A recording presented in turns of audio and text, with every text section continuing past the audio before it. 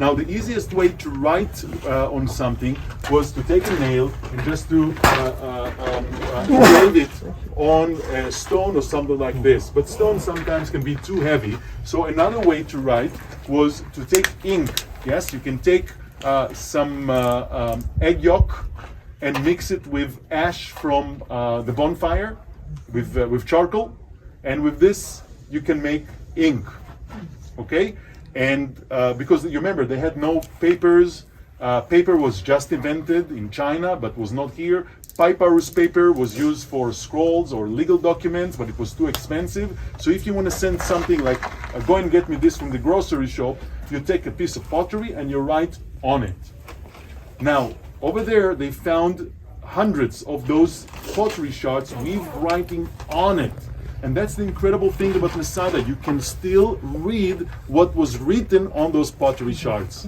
Okay? I mean, they did it everywhere, but here you can still read it. Now, what it tells us is just incredible. For example, we know that they kept the laws of Moses. We found this is the 10th part for the priest. They still gave the 10th part to the priest, and many other examples. We can also tell you that they shared their bread supply. We found where they shared the bread supply. And we can also tell you, Shalom, everybody.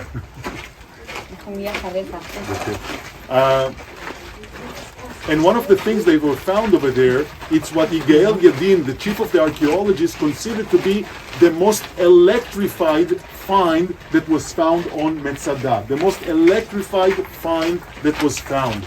His words.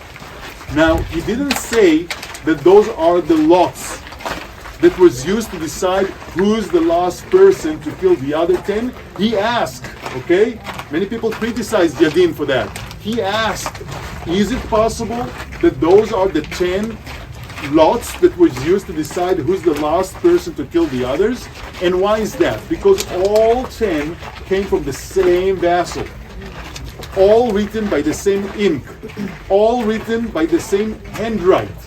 And all of them carry names, last names of people from Masada, including the name Ben Yair, the same false Messiah who led them over here, that Josephus mentioned to be the leader of the Sicarais.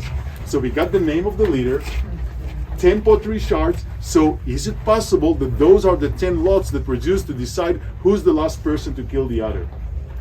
I want to talk quickly 2-3 minutes about why they killed themselves. First,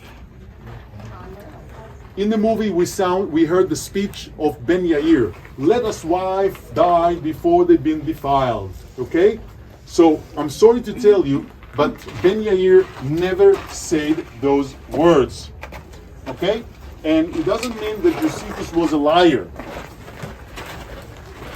That's the way people wrote history back then. Embellishing, or you put in the mouth of your hero what would be the proper things to be said in those circumstances. But this is a very typical Greek style speech. And that's why you need the survivors to tell you word by word what Elazar ben Yair said. You want to have a sip? You want to have a sip? But he never said those words. But it doesn't mean that Josephus was a liar. He knew those people.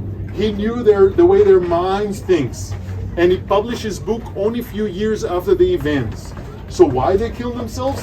They didn't want their wife to be defiled. What will happen to you if the Romans will take you?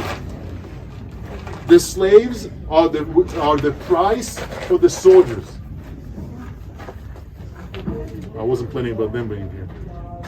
All women were raped by the commanders first, and then by all the soldiers in the camp. Yes, you know, in Jesus' time, the dream of a young girl was to get married to a good husband, to live in Jerusalem. And now what's expecting her? Just think for a moment. What will be of her later? Slave, sex slave. That's what they did with the kids, with the boys and the girls. What they did with the grown-ups. Rowing boat, Life expectancy is no more than 3 years on average. Gladiator games, when you have to kill your own brothers. And if you're a troublemaker, they send you to the silver mines in Spain. 28,000 slaves mining silver for the Romans. Life expectancy is no more than 3 months on average. So those people, I can understand why they chose death over falling to the hands of their enemies. Now, how they did it, we're not sure, but each one of them thought he's doing a favor to his family. And then they gathered 10 of them. Why 10? Yes? אתם יודעות מה זה מניין?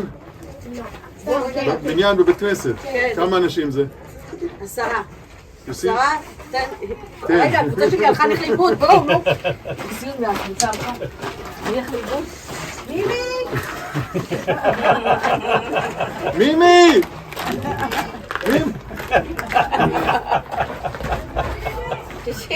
They wanted to stay here. Minyan is the 10 people, the 10 men.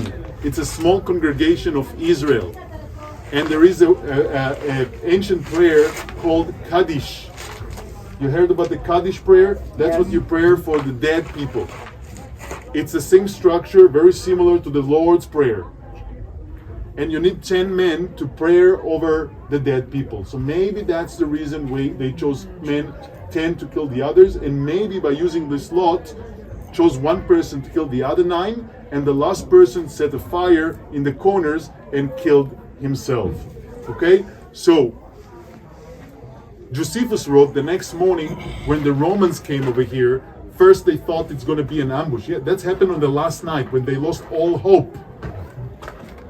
The Romans thought it's going to be an ambush, and when they found the people dead in their own beds, Josephus wrote that the Romans were amazed by the spirit of those people that preferred to take their own life and not to fall to the hands of their enemies.